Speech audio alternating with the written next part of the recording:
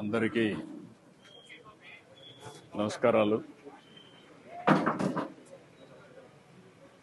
ఈరోజు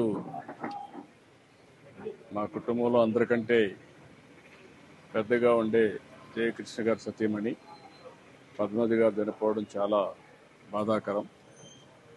ఇది కుటుంబానికే చాలా తీరని లోటు.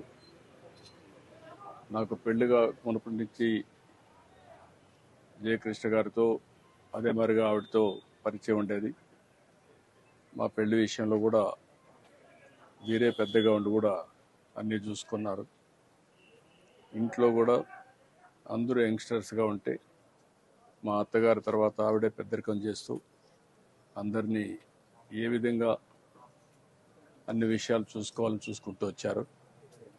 అలాంటి ఒక విధంగా చెప్పాలంటే అందరికీ ఏ ఏ అవసరాలున్నా కానీ కుటుంబానంతా కూడా కలుపుకుంటూ ముందుకు పోయారు.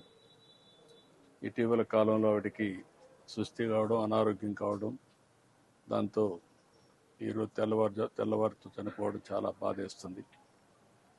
ఓసారి అందరికంటే జయకృష్ణ గారికి కూడా చాలా తీరని లోటు ఇది.